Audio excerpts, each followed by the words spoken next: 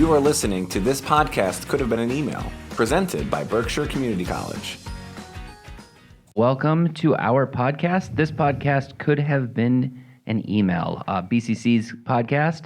I am joined, as always, by my co-host, Jonah Sykes. Jonah, how are you doing today? I'm doing okay today. It's 2025. For people listening, this is our second show, and I'm really excited to be here. I'm really excited about this topic, so I have a lot of thoughts. But anyway, I'm excited. I'm excited, too. I will say that after our first podcast that had dozen listeners. Dozen. We did not get any pickles. So those of you who listened to the first podcast and you're still out there, I think we'd still like the pickles. And also show us how to make them ourselves so we can tell our spouses. Would be lovely. So, that would be lovely. So today we have a very exciting couple of guests, and we're going to talk about putting the bees in BCC. So I'm very, very pleased to be joined by Gabriella Sheehan and Colin Wilson. Thank you both for being here today. Thanks for having us. Yeah, it's fun. Thank you. So Colin, if you want to tell us who you are, and Gabriella, when he's done, if you want to tell us who you are, that'd be lovely, just so we can get that, so people know who they're listening to. Absolutely. I am the director of the Science Commons here at BCC. My name is Colin Wilson, and that is the premier directorship position at BCC. It is the premier directorship, yeah. Out of all the directors. Wow. It's true. And we're also Duolingo buddies. That's true. Yeah. Oh, that's I cute. fell off I didn't know that. Duolingo, and I'm in deep shame about it. What language? I do German. Oh, Yeah. All right. I do Spanish and Irish. Oh, very fun. Interestingly, on our president's cabinet, we have 3 people who speak German fluently, and then me. Interesting. Okay, great. Hi, Gabriella. Hi, Adam. How you doing? I'm so great. I'm so good. I feel like the shots were fired with the premier directorship comment, but it's okay because I'm still pretty new and I've come to expect this from Colin. So I am the director of Trio, and I'm loving it. Student services, working with students and programming and coaching and amazing staff and faculty. Happy to be here. You have wonderful students, too. Yeah, oh my gosh, the best. I think the two of you probably cross a number of students. We do, yeah. As directing the Science Commons, I also direct the STEM Starter Academy, which is pretty focused in terms of subject matter, but we have a lot of students, and just being very close, we have like 2 very nice lounge areas on campus. So we get a lot of students who hang out at one and then switch locations to the other and then come back. And Colin's got the tea yes. and mixed nuts. Like the gossip tea? Like He's got all gonna the spill the tea? hot I think he tea. has The hot tea? I think he has all the tea. All the tea. Yeah. All right. He, Colin's got all he the tea. also has all the tea. And then Trio has, other miscellaneous snacks, and then a lot of like the luncheon type of items and coffee. So it kind of depends. Like if you are looking for hot tea and salted cashews, you'll go to STEM. And then if you're looking for like cinnamon rolls and sandwiches and a latte, you come over to Trio. And probably somewhere in there, there's also like student support, right? Where we like help our students succeed, right? In one of those 2 areas. I mean, we support them with food for sure. They learn how to make tea and coffee for sure.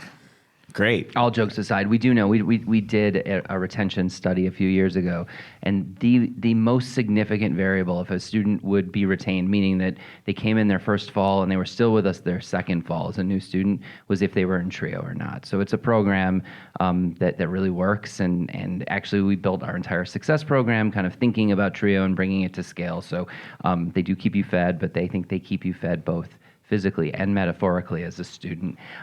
So the reason that we invited the 2 of you today is to talk about bees. And before we jump into my questions about bees, I those of you who have been around campus for a while know that I started doing this thing early on in my time here, where early in the semester I put on these red shoes, and the concept being that we don't take ourselves too seriously, that we're willing to stick out, and also something memorable about us. And last year, there was a bit of a bee happening on campus, and at some point, Colin got into his full beekeeper suit. I don't remember why I wasn't on campus that day, but I kept on getting text messages of Colin fully dressed in his beekeeper suit with these cool red shoes on. And Yeah, this is like the number one story about bees on campus that people want to know about. So, and that was the day that Gabrielle and I really met to get to know each other. well, let's hold that. I think we'll get that into a future segment, and maybe just start out. I actually didn't realize, Gabrielle, until that we scheduled this, that you also were so into bees. So I guess the question of both of you is, what got you into bees in the first place? Well, for me, it was really like a very weird calling. I've wanted to be a beekeeper for so long. I have no idea why. One of the things that sort of motivated me was, of course, like the environmental impact and the idea that our entire food source, so much of our ecosystem is dependent on bees. And so I kind of wanted to be part of a solution on that. And over time, over the last decade, a lot of people have really gotten into it for that purpose. It's not just a cool suit. No. And the suit is cool. That's those air quotes. No, you do look really cool when you're in it, especially with the bright But it's red really shoes. hot. I mean, it's really hot. It's canvas. So, and you're typically doing these inspections in the summer, and it is like sweltering in there. It is one of those hobbies with a lot of accessories. So if you like accessories, there's like this and home brewing and candle making, probably. Yeah. Jonah has spent some time dressed as the Burke mascot in hot July days, walking in parades. 4th and of July such. parade. If he, at some point, maybe we can do like a body check temperature and see which one is Yeah. hotter. Burke has a fan in the head built in, so just saying, it is a added benefit. I mean, definitely no fans. Sometimes you get swarmed by bees and they are beating their wings so fast, that's sort of a fan. Yeah. I mean, But a dangerous one. but I did get into it, and then as I got into it, besides the kind of altruistic, it ended up just being a really amazing form of meditation after COVID. And when you're in with the hive, it's just like the deepest form of meditation that I have ever experienced, and I really, really enjoy it for that reason. It's really cool. I think we're ready for a break, and we'll come back. Colin, we'll ask you to kind of dive into your origin story with beekeeping as well. I'll try not to get distracted by the commercials. Have you explored the Berkshire Science Commons? The Berkshire Science Commons is a crossroads for science on campus and for the communities we serve. The equipment and space of the Science Commons is a place where scientists and learners can come together to explore, create, and research together. Workspaces within the Science Commons can be reserved for projects, whether they are class assignments, group efforts, or personal design projects. Reservations are recommended to avoid a workspace being occupied when you arrive to use it. Don't miss the beekeeping at BCC with the State of the Hive blog. BCC has started keeping bees on one of our building roofs, exploring the relationship between animal populations and the local ecosystem. Learn more on the Berkshire Science Commons website and subscribe today. All right, welcome back, everyone. Again, we are here with Gabriella Sheehan and Colin Wilson talking about putting the bees in BCC. I think I've caught on to the buzz thing. So, Colin, we kind of ended the first segment with Gabriella telling us how she got into beekeeping. How did you do it? Well, I feel like her story was really meditative and a spiritual calling, and mine's a lot more pragmatic. My dad is retired and cannot sit still and gets like 1,000 different hobbies, and one of them was beekeeping. So I helped him with his hives, extracting honey, taking on large amounts of honey when he found himself with too many and was handing it out. So I had that background, and then Frank Shakur, the dean of STEM and Business, said that the college had some hives, and would I be interested in helping to set those up? And as anyone who works at BCC knows, saying yes, I'll help set it up eventually within a month meant that I was running them.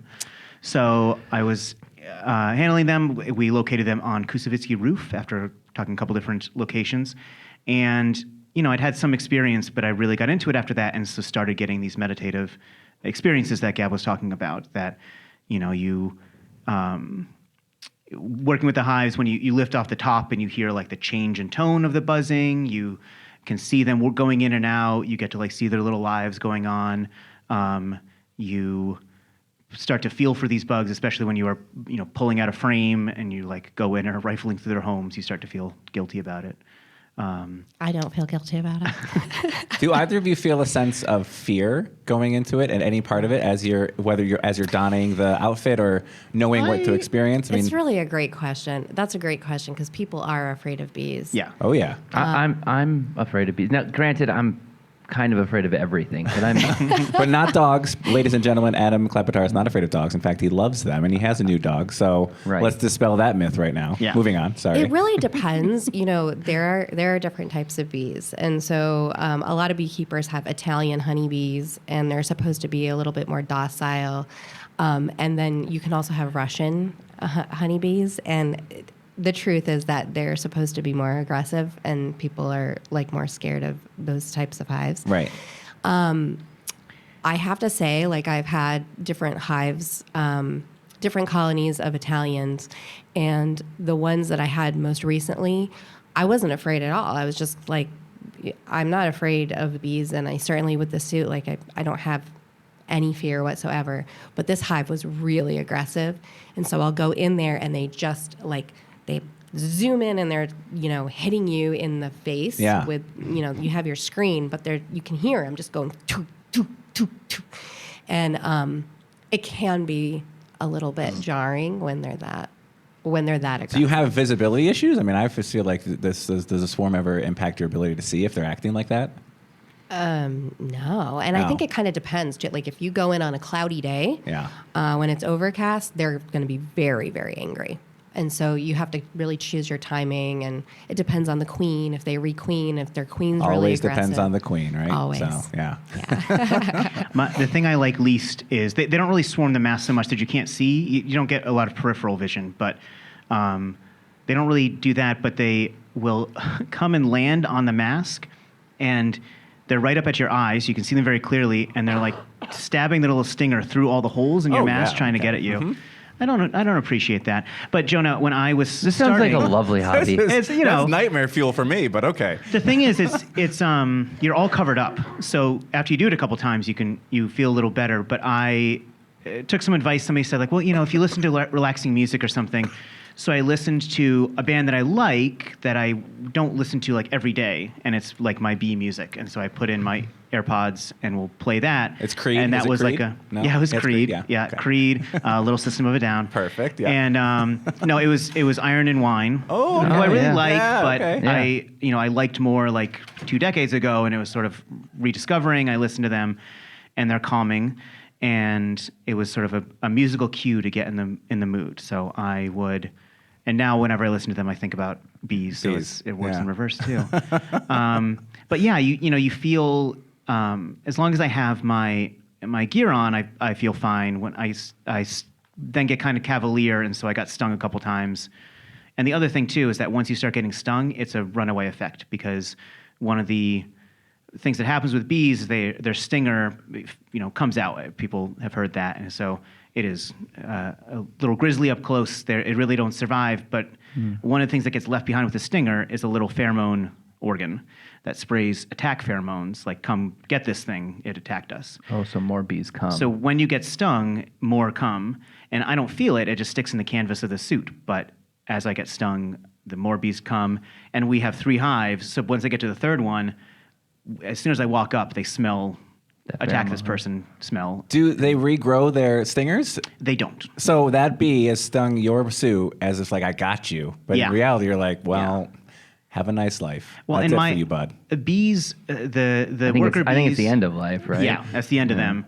Oh, wow, okay. The worker bees only last, like an old worker bee is like 3 or 4 weeks old. They didn't unionize. They They have that turnover, so they don't get that sort of organization. Yeah. That one got Adam. Sorry. And and one thing I always tell people when talking about this is that, like, beehives are incredible, and they're incredible superorganisms. They problem solve. They will build anywhere and adapt their structure to any kind of shape. They have air conditioning. They have different roles. They have like an undertaker service that gets rid of the dead bees. Oh, wow.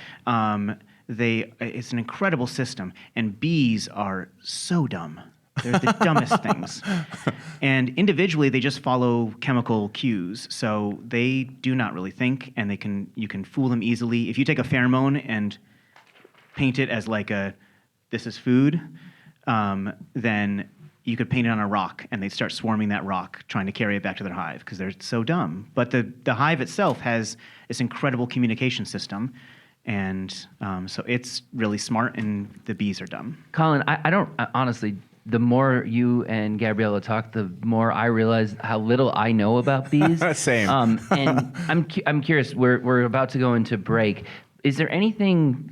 And maybe this is a good tease into the next segment. But are there interesting things about our colony or colonies? It sounds like we have 3 colonies. I think maybe when we get back from break, we could kind of talk about what is unique about the BCC bees. Yeah. We have a couple of unique things about us, and also some unique regional things about beekeeping. Great. So don't go away. We'll be right back after this message from Jonah.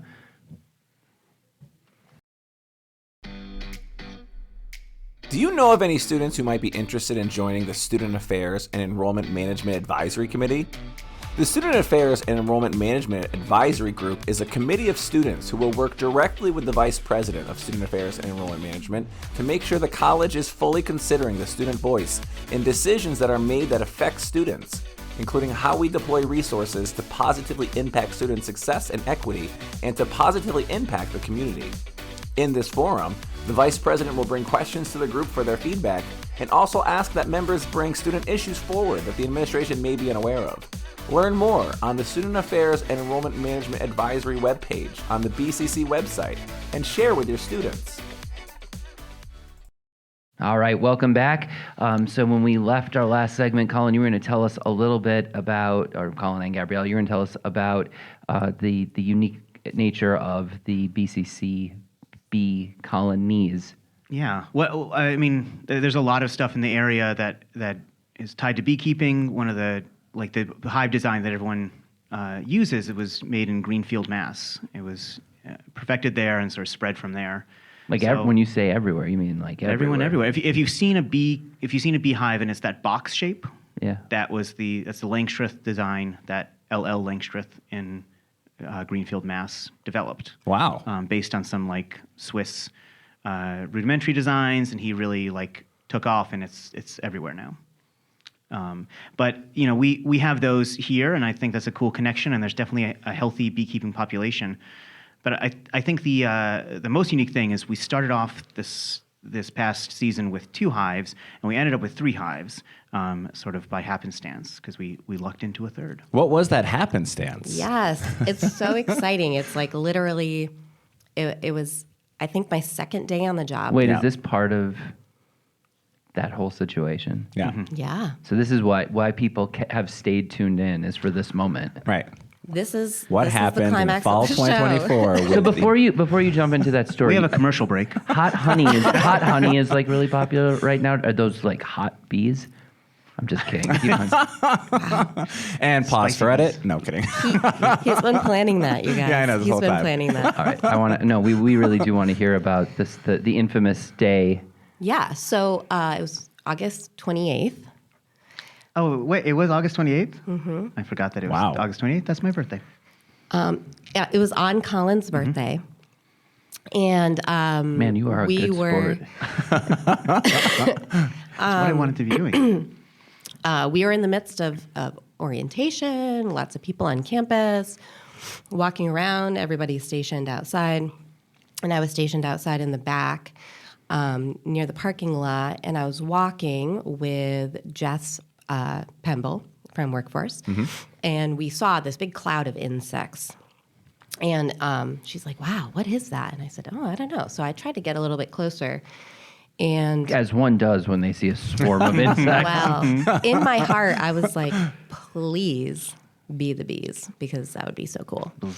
And so so I tried to get closer, and sure enough, one of them landed on one of the Adirondack chairs, and I looked, and it was a honeybee. And I was like, oh my gosh, it's a swarm. And so she's like, someone needs to go tell Colin. So she ran and went to tell Colin. I was in my, so one of the things with the hives too is there's a bee mail list that everyone could sign up for. If you go to the Science Commons page, there's a link to sign up for it. And I was writing the bee mail for that week, and it was sort of the middle of the summer. I'd gone through a lot of the topics I wanted to cover, and I was like, well, I guess I'll talk about this one. And so I was sort of thinking, how could I make this more interesting? And Jess Pemble breaks into my office and says, have you heard about the bees? And I was like, yes, I manage the bees, Jess.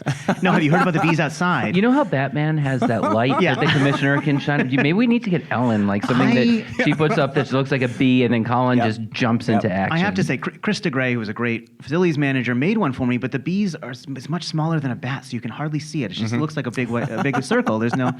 But anyway, so Jess said, you got to go outside, and I said, realized, I think this is a swarm, so I grabbed my stuff, I start heading out. And Gabriella comes in, and we'd met before, but not really talked. But right. You came in, and you met me and said, like, there's bees outside. Do you want any help? And I said, I got it. I'm fine. I'd, seen YouTube videos. I knew how to sort of catch a swarm and do it. But had you stayed at a Holiday Inn Express the night before? I know. And but what I did not want to do was to babysit somebody while I was trying to figure out how to do this. And so I said, no. And then Gab said, okay, because I raise bees at home. And I said, oh, thank God. Okay, yes, please come with me. I don't know what I'm doing. And I was like, okay, so here's the deal. I've seen this done on TV, but I've never done it myself. And he's like, oh, yeah, me too. And so... This actually reminds me of our thing. We were part of a group together, and we were supposed to solve this like outdoor adventure. Oh, yeah. And she and Gabriella, were you part of our group too? Yeah. Right, yeah. No, I was on the other team. And Gabriella was like, I've watched this show, so we should do it this way. And the rest of us were like, no, we wouldn't do it. And then at the end, it turned, she was like almost 100% I was the winner right. because of right. the incredible amount of media that I consume. It has made me an expert on a lot of things. I really hope the show was like Lost, and it was just like not a survival show. It was Survivor Man. Okay. It was Survivor Man. Well, so full disclosure, as PIO, Public Information Officer, I was called to the scene by Ellis Richardson, our Director of Safety and Security, because he was like, there's something happening outside and it's not okay. And he's standing 150 feet away from the tree with which there is a mound of, I don't know how many, but hundreds and hundreds of these, it's like a globular mass all up and down the tree. And I'm not that squirmish around insects, but it was disgusting to look at. It was really gross. It's like a pile of bubbles because there's like bees on bees, and so they're all shifting and sort of. And there was so many of them, and so we created is there a sound too, like a? Yeah, they were buzzing. Yeah. They were buzzing. So we created this perimeter with some caution tape that didn't work because both Daryl Shreve and I both got stung repeatedly, and so did Everybody Dave was Moran. getting stung. It was like mayhem. Wait, People were getting stung left and right. So bees don't notice. They don't understand caution. They don't understand. They can't read caution. So these were either Russian or Italian bees. So they could not read it. They could not read it. Yeah, Makes exactly. sense. Maybe they could join our Duolingo group. There you go. It's all for a full circle on this. So we have video and photos, and we've shared this. I have a whole album on OneDrive just called Bees! And it's the two of you dressed up in full head to tail bee suits. Yeah. And the whole process. I wouldn't say full though, Jonah. I had my loafers on. Oh, you did. So my feet were exposed. I had my red shoes on, which didn't quite cover my ankles. But you get stung? No. I got stung, but not there. I got It's stung because when he's a novice. Yeah. Okay. Well, I got stung later. So I talked about the attack pheromones. After all this, I had like stingers all over my suit, and I went up to our hives, which are normally pretty well behaved, but I smelled like I don't know, like a serial killer or something, and so they really came after me, and I got stung then. But yeah, the pictures I really love, Jonah, are the ones where we're like planning out, which. It's like me standing and pointing and Gabriella nodding, and we're sort of having this conference. And now that we were saying like, so what did you see on the TikTok that you watched? And okay, so everyone like framed this, like the two of you are like bee experts. I was like, stand down, Ellis, we got this. So do we need like a box or something? I guess we need a box. I'm like, yeah. Oh, and so we go out there, we shake the bees off of the branches into this box, and we're trying to find the queen. Once you get the queen in the box, all the other bees will go wherever the queen is. So if you can get her and locate her and put her in a place, everybody will follow her. And it's kind of like Trio. Yeah, I mean, 100% exactly the same. And so we are trying to find the queen, and there are all these mounds, and some of them are up really high, and we can't reach them. And so we go down, and there's just bees everywhere. Like, you're in this cloud of bees, and they're crawling all over, and it's so beautiful because they have these little vibrations. And so when they're covering you, it's just kind of like a really gentle vibrating massage, and it's amazing. And if you watch this Texas bee lady, she's always like just scooping them with her hands, and there's a reason for that. It's really meditative. But anyway, You're going to put Canyon Ranch out of business. yes, with the bee therapy. But in any case, so We're going to take the super quickest break ever, I promise you. We're going to come right back to hear our final thoughts on all things bees. So please stick with us. We're going to be right back. You're going to hear another commercial from me. I hope you enjoy it. Okay.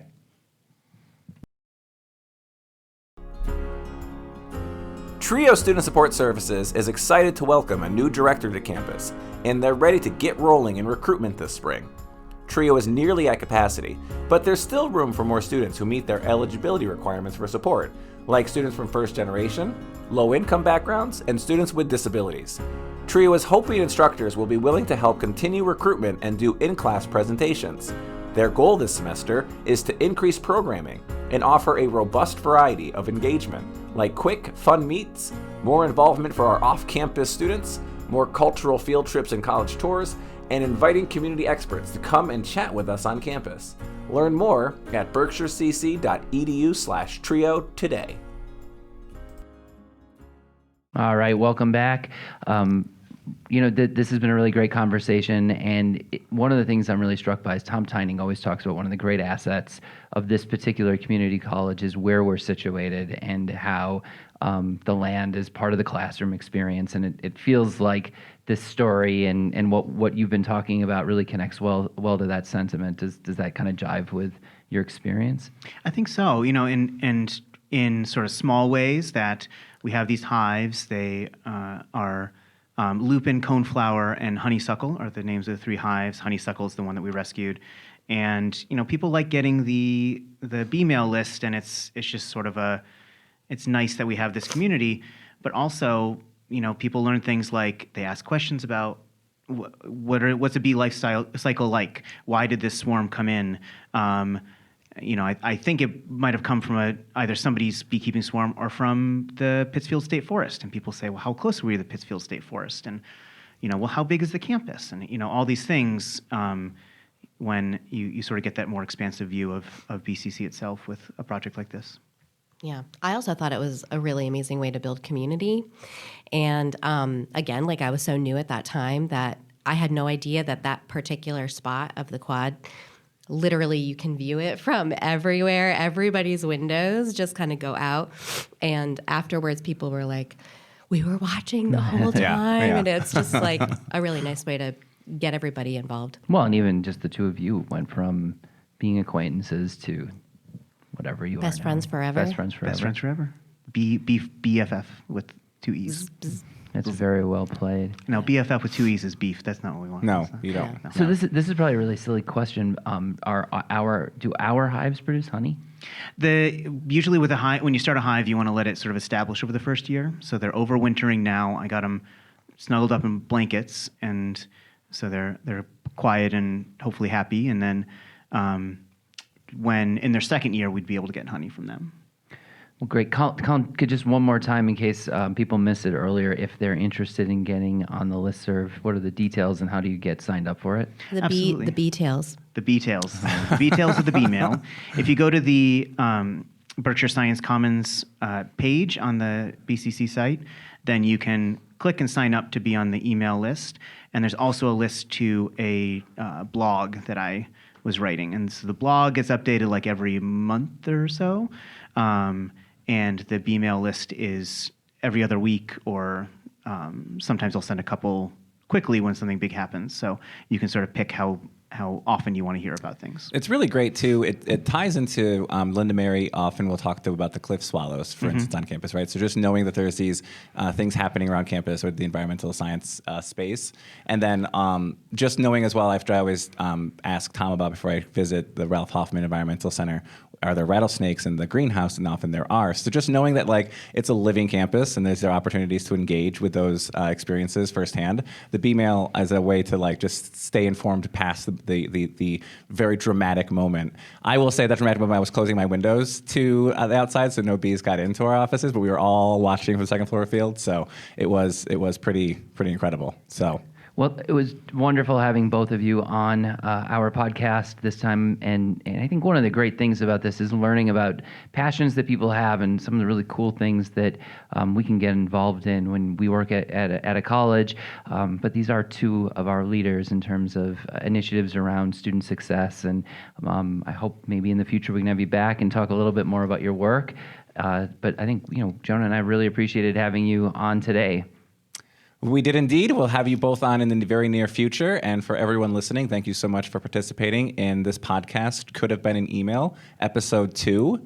And we hope you have a lovely rest of your day. Yeah, and as always, if you have topics or passions or things that you think the community might want to hear about, give us a shout. And we'd love to have you on as a guest or one of your colleagues that you know is doing something pretty cool. All right. Thank you so much. Thank you. Buzz. Special thanks for today's episode goes to Adam Klepetire, Vice President of Student Affairs and Enrollment Management, Colin Wilson, Director of the Berkshire Science Commons, and Gabriella Sheehan, Director of TRIO. Additional special thanks goes to Alzi Mercado, Technical Director at BCC, and Dave Cachet at PCTV and WTBR for hosting our podcast on all of the podcasting platforms like Spotify, Apple Music, Amazon Music, Pandora, SoundCloud, and more. And as always, thanks to you, dear listener, for taking the time to listen to this podcast. It could have been an email. Please feel free to share your thoughts or ideas or to offer any future show ideas by emailing me at jsykes@berkshirecc.edu. My name is Jonah Sykes, and I am grateful for you.